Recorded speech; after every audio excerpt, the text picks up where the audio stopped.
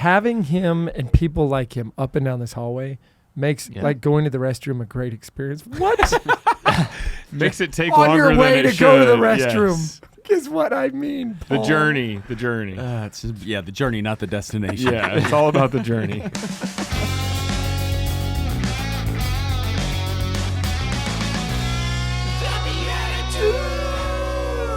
Rip-roaring 80s BeatiDudes, folks. Hey, welcome to the show. This is a podcast, which means it's on audio and video, but it's also just an experience, a movement for Christian men as we seek to put the Lord at the forefront of our entire lives, but doing it together with authentic fraternity at tiny tables across America. We're hearing it left and right. I join my buddies at tiny tables, and we go deep.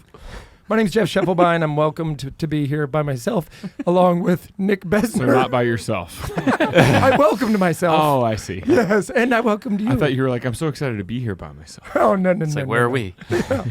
Well, we're about to find out how much sleep deprived you are. You're with 4 people here, Jamie. So we got Nick Besner. Yo. And we got Paul Kolker. I feel welcomed. You are welcomed by me. Thank you. Nick welcomed you too. I also welcome you. Yeah.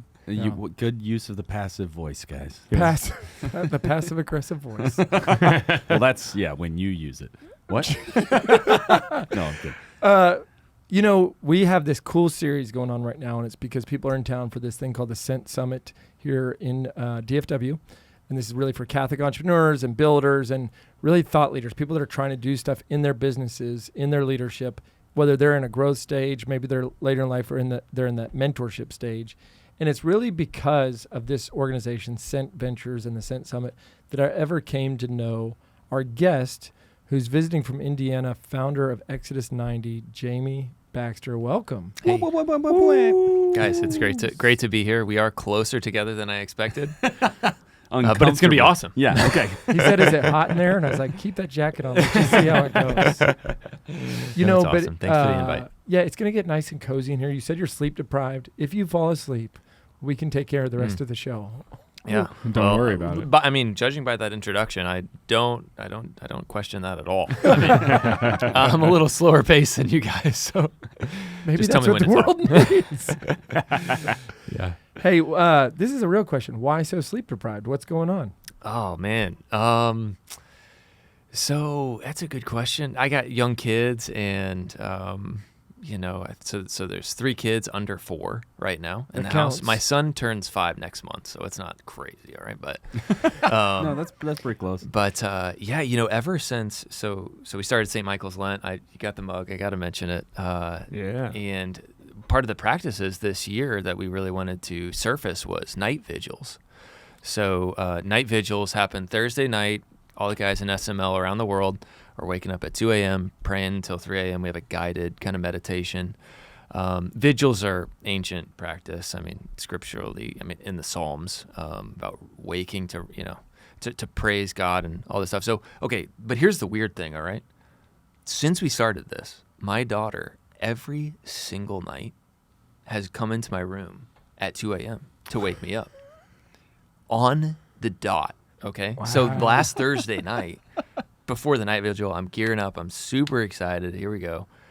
And my daughter is my alarm clock for this thing. Incredible. At this point. So last week's night vigil happened with my daughter in bed because I couldn't get her back down last night or that night. So anyway, that happened. And then, so I don't know. It's just been this really kind of weird kind of occurrence since then. If somebody's just now hearing these words, St. Michael's Lent, Exodus 90, night vigils. Let's take a step back. What is Exodus? And I mean, it's not just Exodus 90. What is this brand? What is this movement? So we can put some context. I mean, this. Very simply, everything for us is about helping men to grow in uncommon freedom. So if you were to ask me, like, why do you exist, or what's the apostolate for?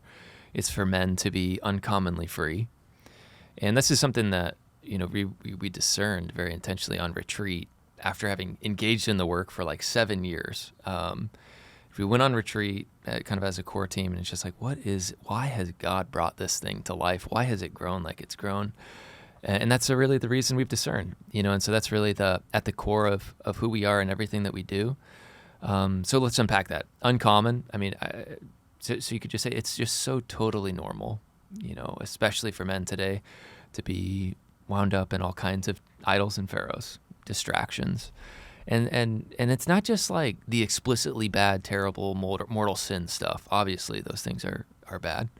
But it's just like good things, even good projects gone wrong, that can just make their way and lodge their way into your heart, And I say it's normal because, we're all that way. I have my idols. I have my pharaohs, those things that I'm still seeking to overcome. And so does every man, And so, but then the freedom element is ultimately like it's for freedom that Christ sets us free.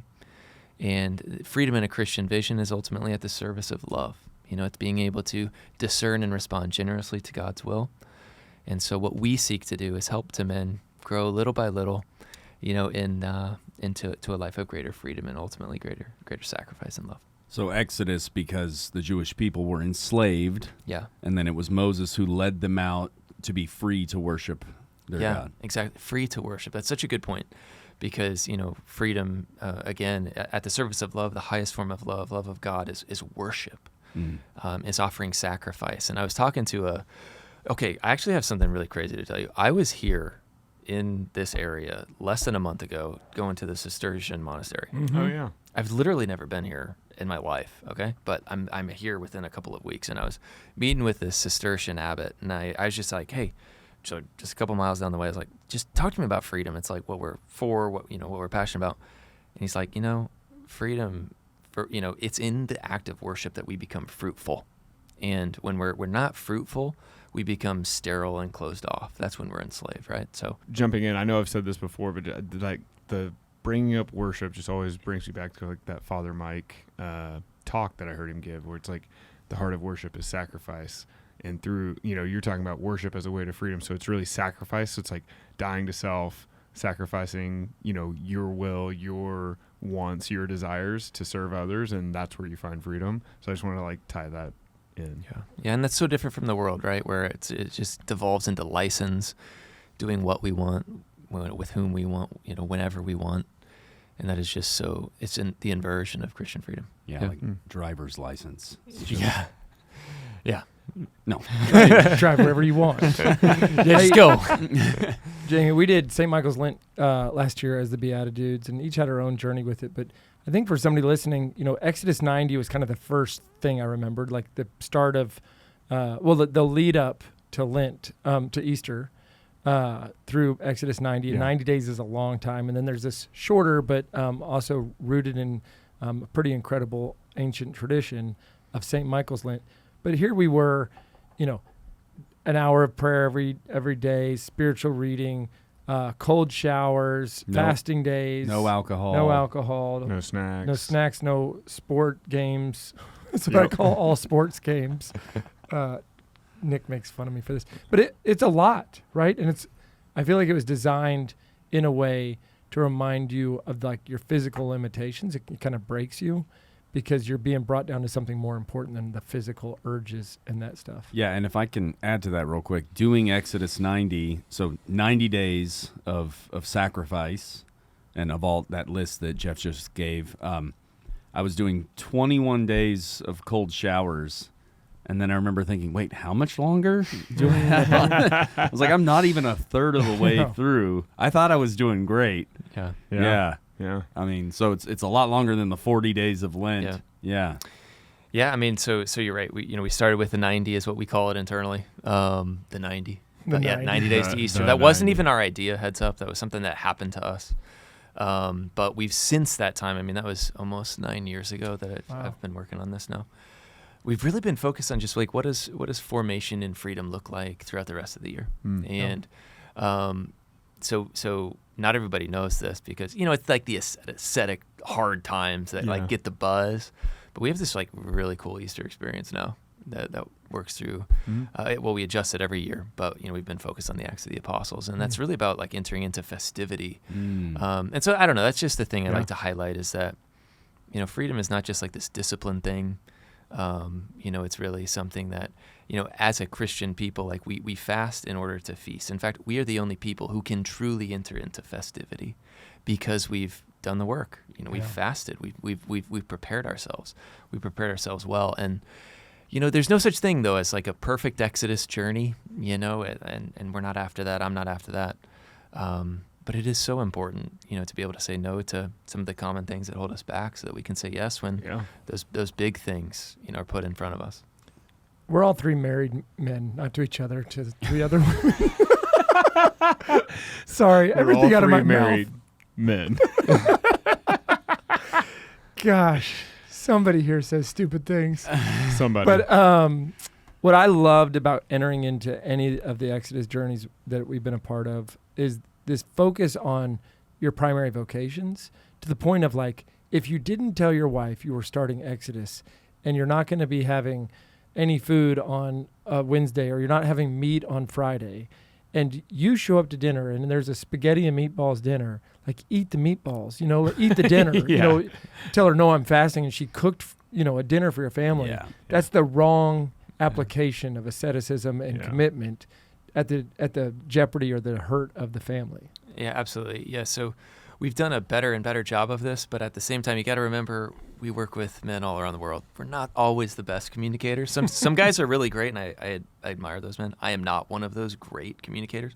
So we've really done a lot of work to just be like, hey, you got to let your wife know about this. This is what this entails. Here's and the it's female's also guide, and it's also like, guide, hey, if this is a stumbling block to the marriage, or becomes a source of tension, it's like, hey, work through that. That's not what this journey is really supposed to be for. It's supposed to be for greater love and intimacy. So, at the same time, there can be ways in which Exodus can kind of call you on and really call you to adjust how you spend your time as a family. I don't know a single honest father that says like, hey, I think we're nailing everything well in our house, right? We have the perfect amount of TV. Yeah, it's an ongoing journey. It's an ongoing conversation with your spouse. There, and hopefully we can kind of help to jumpstart those a little bit.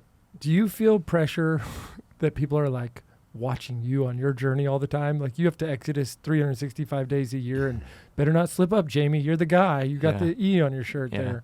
That's a good question. So I quit social media 10 years ago. My team started my LinkedIn without telling me and I just started getting on there like about 2 or 3 months ago. And it's like I've been really impressed with it. So I think I'll stay there. Jeff, I know you just slay LinkedIn. I'm a fan. You are a fan. I slay dragons in LinkedIn. LinkedIn is on Jeff. So I would say, like, when you do that, you actually are able to tune out a lot, and I don't feel, and I quit them, to be honest with you, because, as I've been really focused on the contemplative life, and that being the foundation of everything that we do.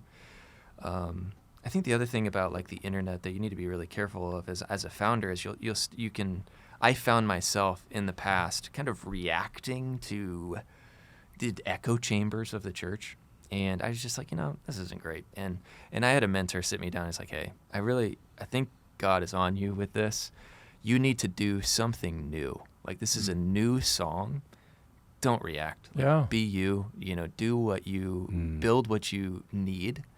And just let it rip. So I'm constantly the last person to hear about other things, and sometimes even things I should probably know more about than I do. You're more peaceful than most people in my life. Oh, well, yeah. And so I'd say that's just helped me to not worry so much about that. And then it's also like, there's a period of time I wasn't doing a lot of speaking publicly. I wasn't doing a lot of podcasts, and felt like the Lord was actually calling me to kind of jump back in there. And in those forums and forums like this, like, I'll be the first to admit, my limitations, which are manifold. You can just talk to my wife. But so like, I'm not after trying to be, Mr. Exodus or, the perfectly self-mastered person. It's more like, I just want to really kind of model like, hey, I've got my idols, I've got my pharaohs. There are good days, there are bad days. And I just wake up the next one and try again. Have you thought about creating a workout program with this called P90 Exodus? P90 Exodus, there are many good nicknames for the work that we do. That is one of them. Oh, it is? Yep. I was just trying to make something up. I love it. So, yeah, no, we, Yeah, it's there's an interest, definite connections there on the surface. I've never done P90 Exodus or X. I've never done P90X. Yeah. Wow, it just rolls off the tongue. I did it. I would rather do Exodus 90. Okay, yeah. So, yeah. No, Exodus for the rest of us at Festivus. Oh, yeah, that's well played. Right. Hey, one time I called Jamie. First of all, you are hard to get on a podcast because you're contemplative and not public. So this is a year and a half in the making. You are back to back with Alessandro. There's 100 people in this office building right now that we would love to be talking with, but you said yes. Thank you. Oh. Yeah. Yeah, 98 people said no, so thank you. Yeah. Yeah, we'd love to talk to those other people. They all told us What no. a setup. Yeah, what a setup. No, I was like, hey, we're going to throw a party. Oh, yeah, we're going to record a podcast with you. That is no party here. That was all a bluff to get you into this office. Some people call that a lie. The other thing I want people to know is you and I had a phone call not too long ago, maybe a few months back, and you're in Indiana. It's not the same weather as Texas, and so I'm pretty sure you have more colder months than we do. I know that. Usually. Yeah, thanks. And your power was out, and I started giggling incessantly because you had to take cold showers. Yeah. It's like the irony of no power. Did I tell you the truth that day? Did I tell you what I did? No. Yeah, so I've asked everyone on our team to take cold showers every day. Yeah. So it's just kind of what we do. Yeah. Now, Sunday solemnities, we relax. Okay, vacation sometimes do. But that when the internet goes out, it doesn't happen a lot. I don't have a backup generator. Do you guys have backup generators? I need one. No. Yeah. And part of me is like, I don't know. Is that just like being weird? Yeah, so. The people who built my house did not put one in. It was Paul's parents. Oh. It's a very awkward Yeah. subject around here. Yeah. Tense, a lot of tension with faults in my former house. But going back to lack of internet electricity. Yeah. So the cold shower is not the rub when the power goes out. It's just more like, what do you do for work stuff? And, right. all that. So, Yep. and we're a remote company too. So, we've been remote. We were doing that before it was cool. So Nice. So what'd you do? Did you find a way to take a hot shower in the no electricity? No. Okay. No. Wait, okay, so real quick, where would you say the source of this understanding of contemplative prayer and asceticism, where did that begin to blossom for you in such a way that you knew this would be beneficial for more people? Yeah. So I mean, so I look at the whole. I mean, there's one. Okay. So there's a couple of distinctions made. The first is, there's Catholic businesses and then there's kind of apostolates. And I think there's beautiful and similar people who run both. And there's kind of this new, and I'd say we participate in this. We're a private company that I look at as an apostolate, as an instrument of, participating in Jesus' mission to save the world. And that's how I look at the whole thing. And so when you look at your company like that, and you look at the whole thing not as a instrument to have something to do or a financial instrument, but an instrument of apostolic work, it just has to be centered in the invisible and received. So our first charism is contemplatives first. And I try to live this the best that I can. I'm not perfect at this, but I ask everyone on our team to do the same, that everything has to originate in silence. And we can have good ideas and we can have lots of energy and all this stuff, but if it's not grafted onto the vine, it will not endure. And so for me, like that is just like a core kind of, I mean, it's a charism at our company. It's just like a first principle for me. It's just like, where is this? What's the origin of this for me? And this is really because of my dad. So my father had an awakening to his faith when I was a boy, and I remember life before Christ and I remember life after Christ, and it was very different. And afterwards I'd walk downstairs and every morning I'd find my dad, just chewing on God's word. Just deeply there. And it's just seared into my imagination. That's how a man starts his day, Wow. And I've never forgotten it. And my dad, all these 30 years later or whatever, he still has had such an influence on my life. The other day we were at a golf tournament together. Yeah, we love golf. And I was like, Dad, how you doing? It's like a casual thing. And he's like, oh man, I've seen my children's children. Everything else is upside. Gosh. And I'll tell you another story. It's the Easter season. I was like, man, the Easter was going great. It's just like I was feeling a lot of joy from it. And it's like, Dad, how's Easter going? It's like, oh man, dude, it's going good. On my walks, I've been singing a little bit. I've been kind of skipping sometimes too. And I'm just happy. I'm just full of joy. And my dad is a super normal, well-adjusted person. He's not he is not like just one of those people you meet and they're just like, yeah, it's this. And I was just like, wow, that is really something, So anyway, he's something just to aspire to. He's got that joy. So he is, the longer I go, the more I realize I just need to clone so many things that my dad did. It's beautiful. But anyway, so long story short, those are a couple of things that just put the contemplative life and silent prayer at the center of everything. And again, I'm not a mystic. I'm not perfect at this, but that's really the core of the work. No, but even if you're not perfect at it, it's something we should all be trying to integrate into our daily lives because it's just the normal call of a Christian. So I mean, it's not meant to necessarily. It does make us into saints eventually, right? But it doesn't mean we're going to be a saint with a capital S. It's just supposed to be part of our daily lives. It's a call of the Christian, yes. I'd also just say it enables us to be fully human. Mm-hmm. Like this is the beauty of the faith and of a Catholic vision of Christ's revelation, which is the glory of God is man fully alive. And that quote I know is like hijacked a lot to probably justify all kinds of things, but it's really true. I mean, the most human people, should be those who are close to the Lord. And I find when I don't have that encounter with God, and sometimes on the weekends, for example, it can just be more challenging. You're up late the night before, and it's tough to get up and pray. And when I don't have that time, I'm shorter, quicker to anger. I'm not as present to my wife as I want to be. I'm so much more human when I have prayed, and when I kind of bring that spirit to throughout the day as well. Well, yeah, it's kind of like it's a spiritual hunger, right? That we're supposed to feed. Mm-hmm. And so prayer is that food, and in a very real way in the Eucharist, obviously, it is very obviously a food. But yeah, it's like if you skip a meal and you're not planning to, right? You're not in that right headspace or spiritual space. If you skip a meal, you're going to be less present to people around you. It's the same kind of thing with prayer. Yeah, no, it's true. Yeah. This is talking about like integrating some of these steps.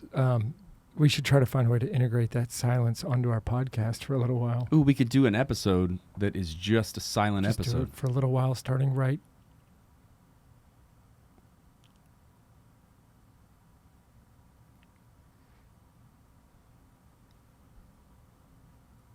Right then was when we started. That actually felt very, at some level, there was an encounter happening. I don't know what you guys went through. We'll talk about it afterwards. The team at Aquinas Wealth Advisors believes that good values and good returns are not mutually exclusive. Using a tech-smart and morally sound approach, they provide investment alternatives that align with Catholic teachings without sacrificing returns. These days, faith-driven investors are finding it hard to know where their money is going. They have no visibility into what their dollars are supporting, but there's a better way. Thanks to the Faith and Finance Score from Aquinas Wealth Advisors, you can look into your current holdings to see what you're supporting and make a switch to an advisor that aligns with your values and gives power to your voice. Check out AquinasWealth.com today. Hey BeatiDudes, it's Jeff here. When Nick and I set out and we started this company, Undivided Life, we decided to not use traditional healthcare, but we went with Solidarity HealthShare because we thought it was an affordable and ethical alternative that matched the needs of our business and our growing families. Since then, my family put Solidarity to the test. We've had pregnancies, babies, emergency room visits, even a brain surgery for one of my children, and Solidarity has been an incredible partner and has also had the cost and the ethical approach that we love. Here's a link for you to go check it out. learnmore.solidarityhealthshare.org/BeatiDudes. This is your chance to be in solidarity with the Shufflebind family. Hi, it's Paul Kolker from the BeatiDudes here, and I just wanted to share with you guys that I also, outside of the show, perform improv comedy on a regular basis with a group called Divine Comedy. So what we do is we come up with everything on the spot, so whether you're looking for faith-filled, fun, family-friendly comedy for your youth night, or whether you're looking for clean comedy for your corporate event, Divine Comedy can perform for your group and even get you in on the action. So if you'd like to hire us to come out and perform for your next event, check out DivineComedyImprov.com. Divine Comedy, an inferno of fun. Jamie, I met you 2.5 years ago because of Cent Ventures. Yeah. But you were James. Oh, yeah. What happened? What happened to James? Yeah, so that's a cut to the core question. So we don't. No layups here. No, yeah, I went by Jamie my entire life until. And then I went to seminary formation at the age of 18. I was there until I was 24, so 6 years, meaningful amount of time. But there was a time where I kind of got sat down and was like, "Hey, Jamie's just not super priestly, you gotta be more formal." So I literally changed my name. All right, and I discerned out of the seminary a couple years later, and it just created this division in my heart, where it's like the people that call me James, they don't know who I am, and the people who call me Jamie do, and so I just kind of kept the name because I didn't want to change it. I was very insecure about it, to be honest with you. And then Exodus started to take off, and I was like, well, crap, like I can't change it now, it's like, oh man, like all these, and then this thing's working. It's like that was really like the internal state for me. And then so about 2 years ago, my wife had a stillbirth at 20 weeks, and that was the worst thing that's ever happened. Up to that point, I would have said, and I did say, I really hadn't suffered very much before, and all those men and women out there who have been through this experience, and it's just, it rips your heart straight open. And you participate in some terrible way in, what it must have been like, to watch for the Father to watch His Son die on the cross, and that's what that time was for me. And when we found out, in the ultrasound room, it was just one of those times. It's just like, oh my God, it's just horrific, so traumatic, terrible. And but it was this weird thing where it was just like, man, I felt closer to him when we found out he was a boy in that room that day as well. And I just felt so oddly close to him in a way. And I just felt like, he kind of told me the name. And it's this weird thing where it's been about 2 years now, so I can talk about it. It laid me low. I had to take an extended period of time away from work. It was tough. But it's 2 years out, it's like something that I can't change it. So it's like not maybe that helpful to say it, but it's become this profound source of gift in my wife's life, in my life, in our marriage. And events like that, as you all know, they can really crush your marriage. And thank God, like by God's grace, it really brought us together in this way. And so, just to be honest with you, it was one of those. It happened. We met him. We named him. We passed on the name. And also, I mentioned my dad earlier, and I passed on. I'm a junior, so he's my son who died is the third. And why do you pass on the family name? To a stillborn child. It's like only my dad can understand that, because I know that my son, has a work to do, and he's doing it. And I've seen it so many times in my life over the last couple of years. And it's one of those things, so every morning after time in adoration, I get to go to his cemetery before I go to my office. I spend every morning in the cemetery. And it's a powerful thing because, you don't just want to go to the next life for spiritual aspirations. It's like, I want to hold my boy. That's why I want to go there. And for me, I had so many, idols that I struggled with, so to name an idol, it's like,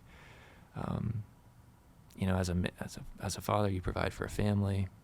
As an entrepreneur, I want to do big things.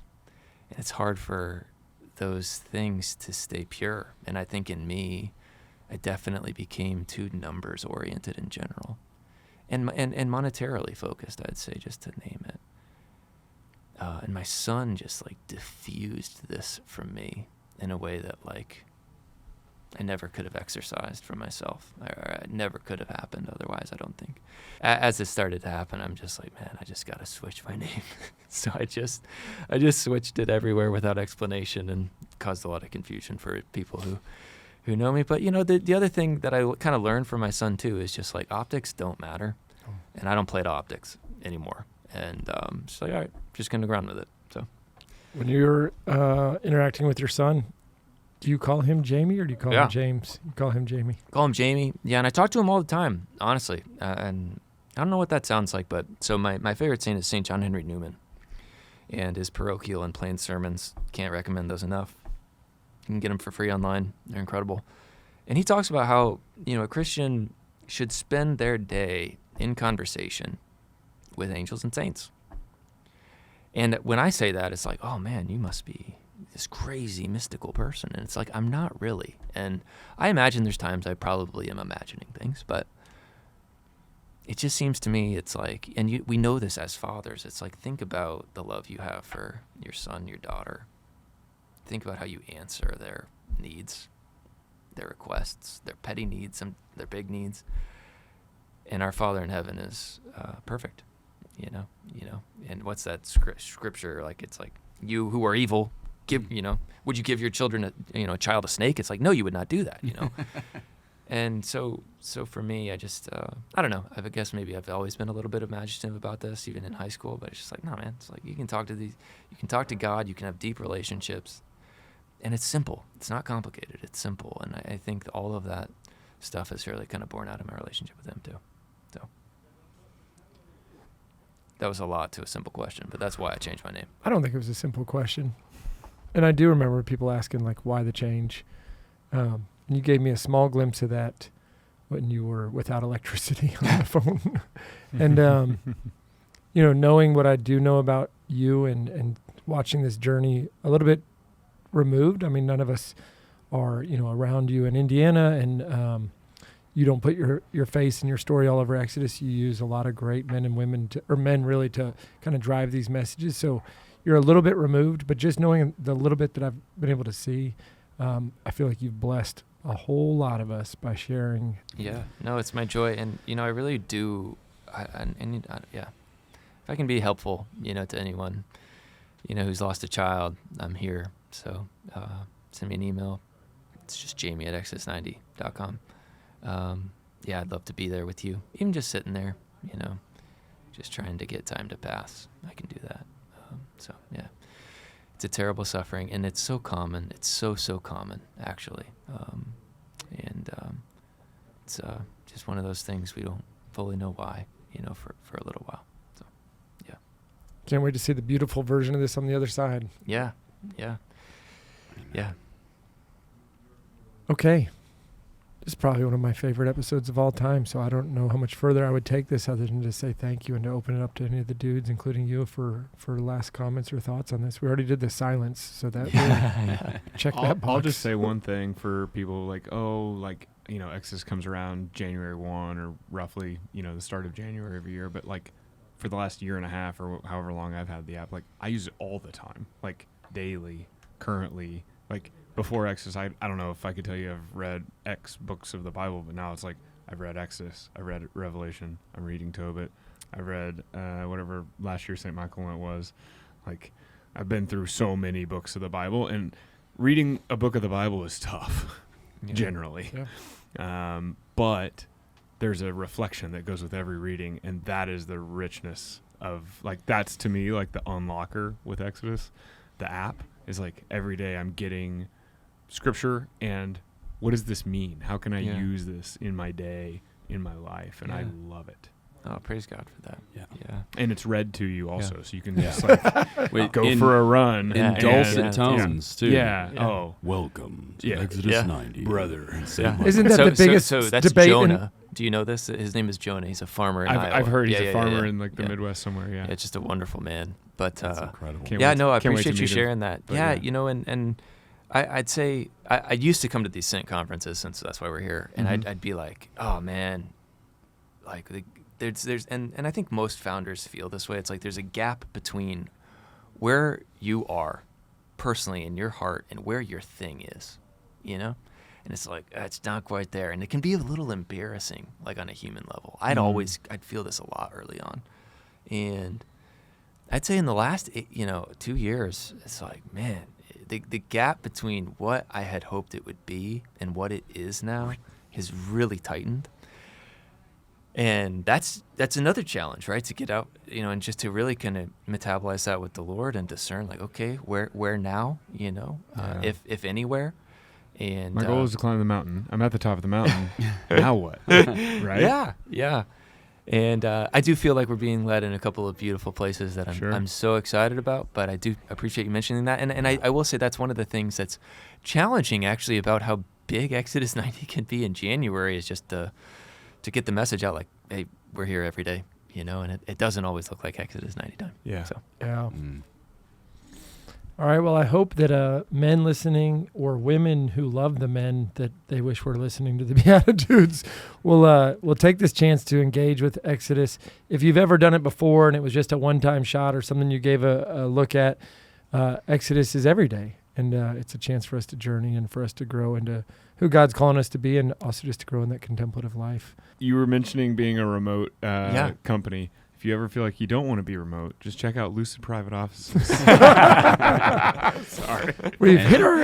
And check out their soon-to-be fitness app, Flexidus 90. Flexidus 90. Nice. Yeah. Just had to try one more. Yeah. Just had to try one more. And you can find them just down the hall. It's in Exodus 9D. Yeah. Well played. I mean, this space is incredible, though.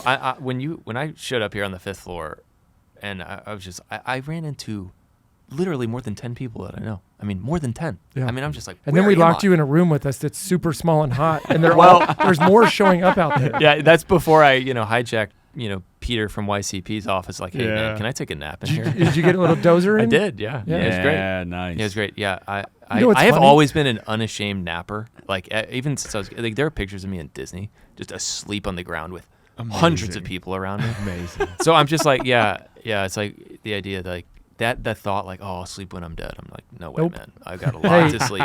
This is also how cool this floor is. I was like walking you around, and I kept running into people who were just showing up. I had some things I had to take care of, and I just said, Peter, hey, and y'all were starting to talk, and I go, hey, Jamie needs a place to sleep. And he goes, and I go, Peter, and he goes, you want me to just give him my office? And I was like, yeah, you're not going to use it. So we actually had a great conversation too, honestly, and we really got into stuff. And we had like some really interesting common shared experiences and similar questions we're working through right now. Having him and people like him up and down this hallway makes like going to the restroom a great experience. What? Makes it take on longer your way than it to go to the should. restroom. Yes. Is what I mean. Paul. The journey. It's the journey, not the destination. Yeah, it's all about the journey. Anyways, Lucid Private Offices is great. Yes. All right. Well, there's your levity to go along with everything else, With and the leaven is right here with us. So we just want to thank Jesus. Amen. All right. We will see you in the... I'm not going to see you in the cold showers. We'll see you showers. in the Exodus app. We'll see you in the Exodus app. Yes. And for the rest of you, we will see you in the Eucharist. God bless you. Yeah. Oh my God. You still say it out loud. No, we're not going to see you in the cold shower. No, we can tell. Thanks for tuning in. If you'd like to join us at our undersized table, subscribe to the video version of the show on YouTube by typing @ that's the symbol @, so shift and 2 on your keyboard, @ the _ BeatiDudes on YouTube. We'll see you there.